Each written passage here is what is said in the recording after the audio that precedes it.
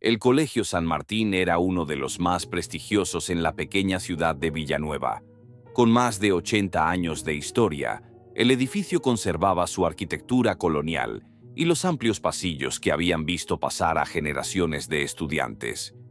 Lo que muy pocos sabían era que antes de ser una institución educativa, el lugar había funcionado como un hospital durante la Guerra Civil. Todo comenzó un lunes de octubre de 2018. La jornada escolar transcurría con normalidad hasta que Lucía Méndez, profesora de matemáticas, envió a un alumno al sótano para buscar material didáctico. El joven, Miguel Ángel, de 16 años, bajó confiado, pero regresó al aula pálido y tembloroso.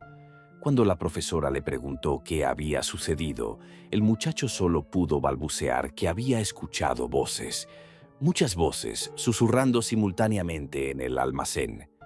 La profesora Méndez, escéptica por naturaleza, decidió bajar ella misma para verificar lo que el chico decía. Al llegar al sótano, un escalofrío recorrió su espalda.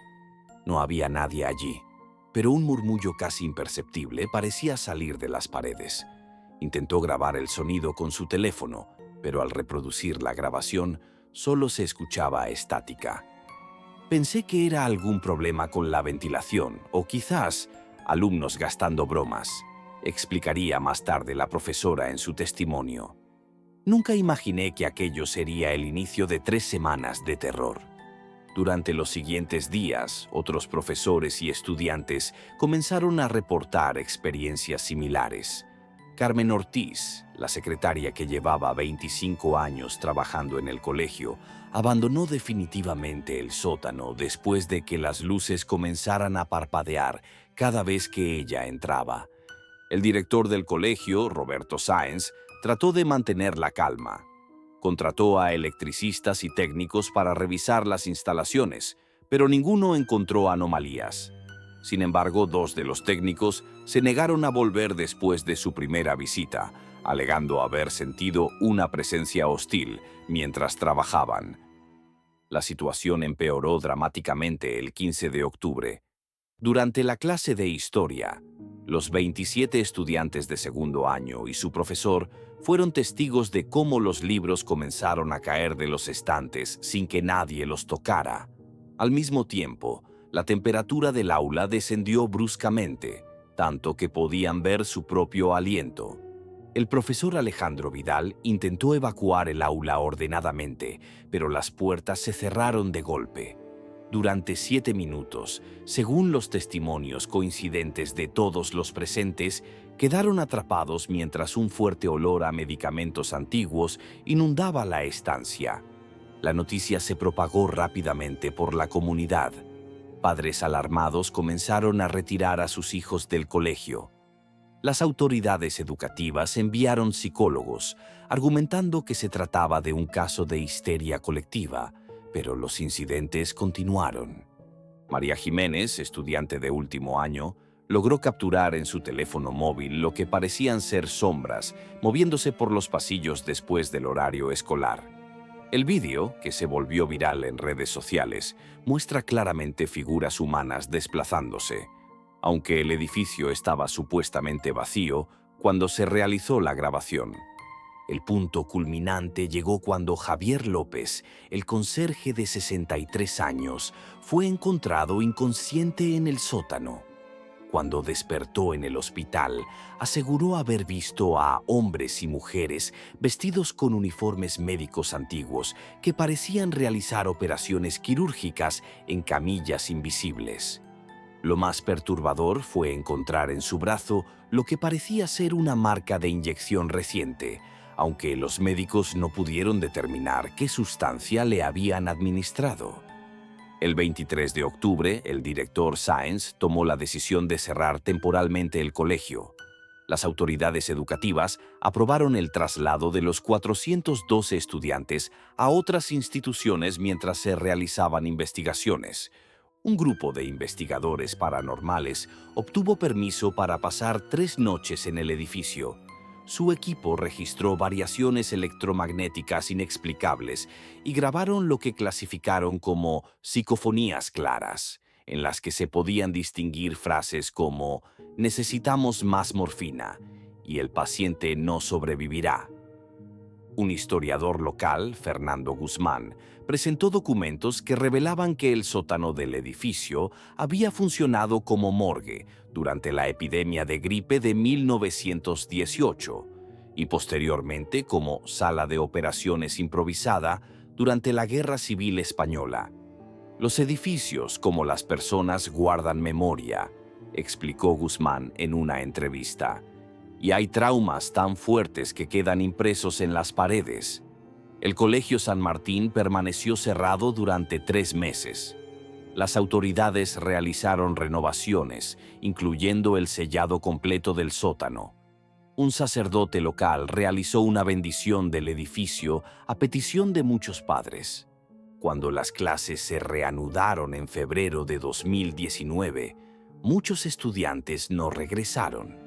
Los que lo hicieron reportaron que, aunque los fenómenos paranormales habían disminuido considerablemente, aún se podían escuchar ocasionalmente susurros en los pasillos cercanos al sótano.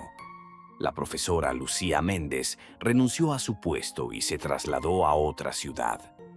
En una carta enviada a sus colegas, escribió: «Hay cosas que la ciencia aún no puede explicar, y lo que vivimos en San Martín es una de ellas». El caso del Colegio San Martín ha sido documentado en varias publicaciones sobre fenómenos paranormales. Los escépticos argumentan que todo fue producto de la sugestionabilidad y el contagio psicológico, mientras que otros están convencidos de que se trató de un auténtico caso de manifestaciones sobrenaturales. Lo único cierto es que, hasta el día de hoy, los habitantes de Villanueva evitan pasar frente al edificio después del anochecer, y los estudiantes actuales han creado un ritual. Nunca bajan solos al primer piso y siempre saludan al entrar, por si alguien del pasado está escuchando. Las cámaras de seguridad instaladas tras la reapertura han captado en varias ocasiones orbes luminosos, desplazándose por los pasillos vacíos durante la noche, y el sistema eléctrico sigue fallando sin explicación aparente cada 23 de octubre, aniversario del cierre temporal. El caso ha atraído la atención de investigadores internacionales que continúan buscando explicaciones racionales para lo ocurrido.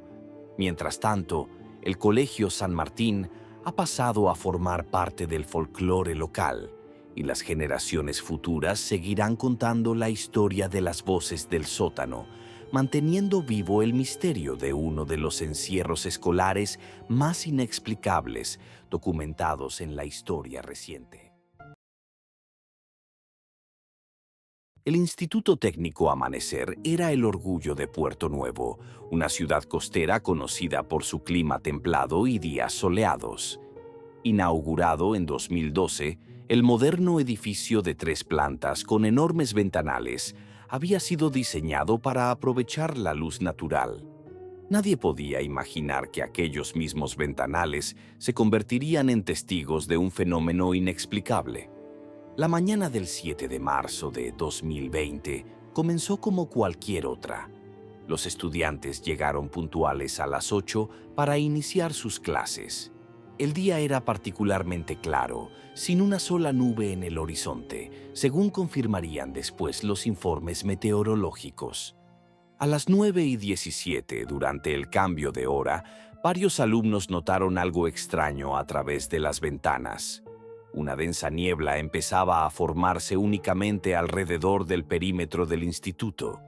El resto de la ciudad permanecía bañada por el sol. Al principio pensamos que era algún fenómeno atmosférico localizado, explicaría después Ernesto Vega, profesor de física. Pero cuando la niebla comenzó a espesarse hasta el punto de que no se podía ver nada más allá de 2 metros de las ventanas, supimos que algo no era normal. Para las 10:30, la niebla era tan densa que había bloqueado completamente la luz natural. Las cámaras de seguridad del exterior registraron cómo el banco de niebla tenía un límite perfectamente definido. Exactamente en la valla perimetral del instituto, como si una barrera invisible contuviera el fenómeno. La directora, Ana Isabel Moreno, intentó contactar con las autoridades locales, pero descubrió que las líneas telefónicas no funcionaban. Los teléfonos móviles tampoco tenían señal dentro del perímetro del instituto. Estaban completamente aislados. Decidimos mantener la calma y continuar con las clases, relataría después la directora. Pensamos que la niebla se disiparía en unas horas, pero no fue así. A mediodía, algunos padres preocupados por no poder comunicarse con sus hijos se acercaron al instituto. Las imágenes grabadas por sus teléfonos, que posteriormente se viralizaron, mostraban cómo la niebla formaba una perfecta cúpula sobre el edificio escolar. Los primeros padres que intentaron atravesar la niebla reportaron una sensación de desorientación extrema. Daniela Suárez, madre de un estudiante de primer año, describió: «Era como caminar en agua. Cada paso requería un esfuerzo enorme, y aunque sabía que el edificio estaba a solo 50 metros, nunca lograba alcanzarlo». Dentro del instituto, los estudiantes y profesores comenzaron a experimentar fenómenos inquietantes. Los relojes se desincronizaron. Algunos avanzaban rápidamente, mientras que otros parecían detenerse. La jefa de estudios, Claudia Martínez, documentó este fenómeno fotografiando 12 relojes diferentes que marcaban horas distintas. A las 14 horas, la hora habitual de salida, la situación se había convertido en una emergencia. Varios equipos de bomberos y protección civil intentaron acceder al edificio utilizando equipos especiales, pero la niebla parecía repelerlos. Se instalaron potentes focos para intentar disiparla, sin éxito. Dentro del instituto, la temperatura comenzó a descender drásticamente. Los sistemas de calefacción funcionaban a pleno rendimiento, pero el termómetro digital del vestíbulo marcaba 10 grados centígrados y seguía bajando. Los 615 estudiantes y 43 miembros del personal quedaron atrapados. Se organizaron en el gimnasio central, donde improvisaron un campamento utilizando colchonetas de educación física. La cafetería tenía provisiones suficientes para un par de días, pero la incertidumbre provocó las primeras crisis de ansiedad entre los más jóvenes. Lo más desconcertante ocurrió cuando el profesor de biología, Manuel Torres, intentó filmar la niebla desde una ventana del segundo piso. Al reproducir el vídeo, todos quedaron helados. Entre la bruma se podían distinguir claramente siluetas humanas que se movían lentamente, rodeando el edificio. A las 20 horas, cuando la oscuridad debería haber caído sobre la ciudad, dentro de la niebla seguía habiendo una extraña luminosidad azulada. Ninguna de las personas atrapadas consiguió conciliar el sueño esa noche. Varios estudiantes aseguraron escuchar susurros que parecían provenir de la niebla, voces que repetían nombres que nadie reconocía. El segundo día, el fenómeno tomó un giro más aterrador. La niebla comenzó a filtrarse por las rendijas de puertas y ventanas, formando figuras que algunos describieron como semejantes a dedos alargados. El sistema eléctrico falló intermitentemente, dejándolos a oscuras durante periodos cada vez más prolongados. La profesora de arte, Gabriela Núñez, organizó una actividad para mantener ocupados a los estudiantes más pequeños: dibujar lo que veían en la niebla. Los resultados fueron perturbadores. Sin haberse comunicado entre ellos, 7 niños de diferentes clases dibujaron la misma figura: un hombre alto con un bastón, parado junto a la entrada principal.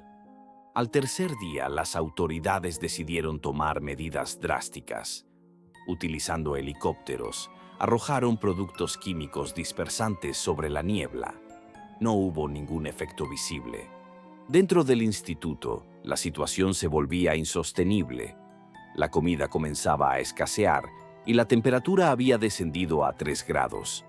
Algunos estudiantes reportaron ver brevemente a través de la niebla escenas que no correspondían con la realidad. un paisaje nevado donde debería estar la avenida principal, edificios antiguos que nunca habían existido en Puerto Nuevo.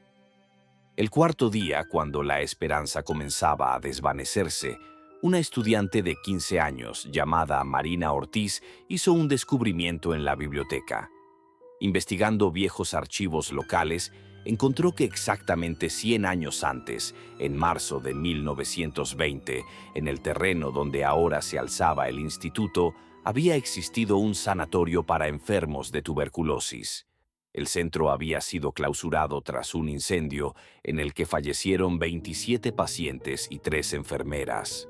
Los cuerpos nunca fueron recuperados porque, según las crónicas, una inexplicable niebla impidió a los rescatistas acceder al edificio durante días. Cuando Marina compartió su hallazgo con la directora, algo extraordinario sucedió. Las luces parpadearon violentamente y durante un segundo, todos los presentes tuvieron la misma visión.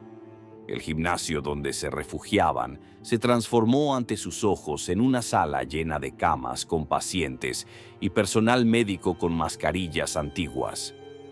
La directora Moreno, aunque escéptica, decidió probar una teoría. Reunió a todos en el patio central y organizó una ceremonia improvisada en memoria de las víctimas del incendio de 1920. Cada estudiante y profesor encendió una vela y guardaron 30 minutos de silencio mientras leían en voz alta los nombres de los fallecidos que Marina había encontrado en los archivos. Lo que ocurrió después ha sido objeto de intenso debate. Testigos dentro y fuera del instituto coinciden en que la niebla comenzó a arremolinarse, formando un tornado vertical que ascendió hasta desaparecer en el cielo. A las 17 horas 23 minutos del cuarto día, la barrera que había mantenido aislado al instituto se desvaneció por completo. Los servicios médicos entraron inmediatamente para atender a los afectados. Sorprendentemente, a pesar de las bajas temperaturas y la escasez de alimentos, no hubo víctimas que lamentar. Los exámenes médicos posteriores revelaron algo inexplicable. Todos los atrapados presentaban en sus pulmones rastros microscópicos de un tipo de hongo utilizado en tratamientos contra la tuberculosis a principios del siglo XX. El Instituto Técnico Amanecer permaneció cerrado durante 3 meses, mientras expertos en diferentes disciplinas estudiaban lo ocurrido. Se realizaron análisis de aire, tierra y materiales de construcción. Se revisaron los sistemas de ventilación y se descartó la presencia de gases alucinógenos o tóxicos. La explicación oficial, publicada en un breve comunicado, atribuyó el incidente a un raro fenómeno meteorológico combinado con histeria colectiva. Pero esta explicación no satisfizo a quienes lo vivieron en primera persona. Cuando el instituto reabrió sus puertas, muchos estudiantes habían sido trasladados a otros centros por decisión de sus padres. Los que regresaron notaron cambios sutiles en el edificio, sombras donde antes no las había, corrientes de aire frío en pasillos específicos y la persistente sensación de no estar solos. Cada 7 de marzo, el instituto permanece cerrado por labores de mantenimiento. Los habitantes de Puerto Nuevo han aprendido a no acercarse al edificio en esa fecha, pues aunque la niebla nunca ha vuelto con la misma intensidad, todos los años una fina bruma rodea el perímetro durante 24 horas exactas. Marina Ortiz, la estudiante que descubrió la conexión histórica, ha dedicado los años siguientes a investigar casos similares en todo el mundo. Ha documentado al menos 7 incidentes en los que instituciones educativas construidas sobre antiguos hospitales o sanatorios han experimentado fenómenos inexplicables. Su teoría sugiere que ciertos traumas colectivos pueden crear improntas energéticas que se reactivan cíclicamente, especialmente en presencia de grupos numerosos de jóvenes cuya energía vital podría servir como catalizador. El caso del Instituto Técnico Amanecer sigue siendo uno de los encierros escolares inexplicables mejor documentados. Las grabaciones de las cámaras de seguridad, confiscadas inicialmente por las autoridades, fueron finalmente liberadas tras una petición judicial y ahora forman parte de los archivos del Centro de Investigación de Fenómenos Paranormales de la Universidad Central. La escuela primaria Esperanza era un edificio modesto en las afueras de la pequeña localidad de Valdeflores. Construida en los años 80, no tenía nada de particular que la distinguiera de cualquier otra escuela rural. Paredes de ladrillo visto, un patio de cemento con 2 canastas de baloncesto y un pequeño huerto escolar que los alumnos cuidaban como parte de las actividades extraescolares. Todo cambió la mañana del 12 de abril de 2019, cuando la maestra de tercer grado, Patricia Gómez, propuso una actividad aparentemente inocente. Les pidió a sus 23 alumnos que dibujaran el lugar donde se sentirían más seguros si ocurriera algo malo. Era un ejercicio simple de expresión artística, explicaría después la maestra. Nunca imaginé las consecuencias que tendría. Los niños, de entre 8 y 9 años, se aplicaron con entusiasmo a la tarea. Cuando la maestra recogió los dibujos, notó algo extraño. 17 de los 23 niños habían dibujado exactamente el mismo escenario. No sus casas, ni el parque, ni siquiera la escuela, sino un lugar que la maestra no reconocía. Una cueva con un lago interior de color azul brillante. Lo más perturbador era el nivel de detalle y la coincidencia entre los dibujos. Todos mostraban la misma estructura de la cueva, con estalactitas específicas que formaban lo que parecía ser una cara en el techo y el mismo resplandor azulado emanando del agua. Patricia mostró los dibujos a la directora, Elena Blasco, quien inicialmente pensó que los niños habían copiado unos de otros. Sin embargo, la maestra aseguró que los pupitres estaban separados y había supervisado la actividad para asegurarse de que cada niño trabajara individualmente. La directora decidió hablar con los niños. Uno por uno les preguntó sobre sus dibujos. Las respuestas fueron escalofriantes en su unanimidad. Ninguno podía explicar por qué había dibujado la cueva. Simplemente sabían que ese era el lugar más seguro. Cuando se les preguntó si habían visto alguna vez un lugar así, todos negaron con la cabeza. Esa noche la región fue sacudida por un pequeño terremoto de 4,2 en la escala Richter. No causó daños significativos, pero los padres de los alumnos de tercer grado reportaron algo inusual. Sus hijos se despertaron exactamente a la misma hora, las 3:17 de la madrugada, gritando sobre el agua azul que los llamaba. Al día siguiente, la escuela amaneció con una grieta en el muro del patio. No era estructuralmente peligrosa, según determinaron los técnicos municipales que acudieron a examinarla, pero coincidentemente atravesaba justo el espacio donde los niños de tercer grado solían reunirse durante el recreo. La maestra Patricia notó que sus alumnos evitaban acercarse a la grieta. Durante la clase de arte de esa tarde, les propuso otro ejercicio: dibujar libremente lo que quisieran. El resultado la dejó sin palabras. Los 23 niños, sin excepción, dibujaron la misma escena: la escuela derrumbándose y una flecha que señalaba hacia el bosque cercano, en dirección a las montañas donde, según las leyendas locales, existían antiguas minas abandonadas. La directora, alarmada por la situación, convocó una reunión con los padres. Mientras exponía su preocupación, uno de los niños, Miguel Sánchez, normalmente tranquilo y reservado, sufrió lo que pareció ser un episodio de sonambulismo en pleno día. Se levantó con la mirada perdida y comenzó a recitar coordenadas geográficas con una voz que no parecía la suya. El padre del niño, geólogo de profesión, reconoció inmediatamente las coordenadas.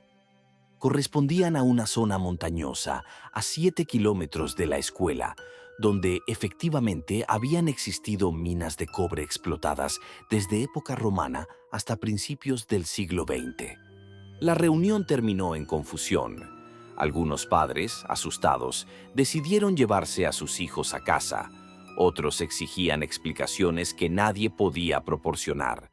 La directora, intentando mantener la calma, anunció que las clases continuarían con normalidad al día siguiente, mientras se consultaba con especialistas. Esa noche, las réplicas del terremoto se intensificaron.